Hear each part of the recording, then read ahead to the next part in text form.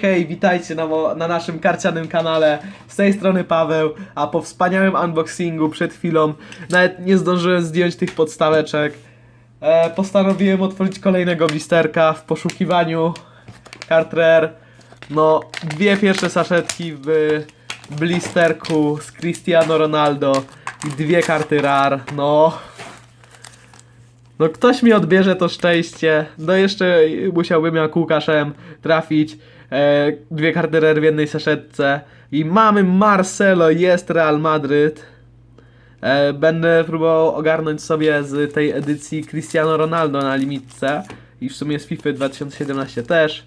Mamy trzech Ronaldo, jednego Messiego. Zaczynamy. Będzie to naprawdę szybciutki unboxing. No, ale mi ten pan wylosował te blisterki, no super.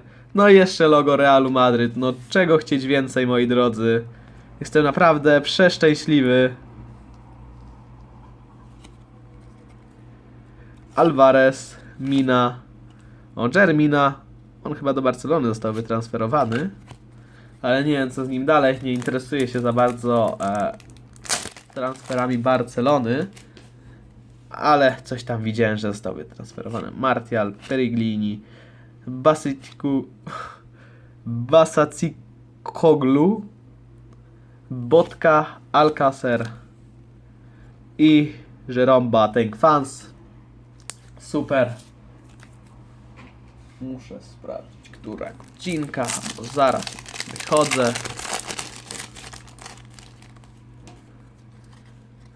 Benatia, Ibarra, Varane, Dybala, Juninho i Milestone. No i ostatnia saszetka. Gera, no i Brad Jones, Goalstopper.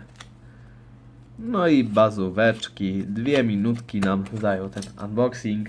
Nie ma karty rare, ale no to co trafiłem, no to wyczerpałem sobie chyba limit na najbliższy miesiąc.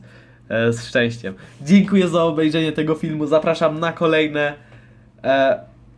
Widzimy się w następnych filmach. Cześć!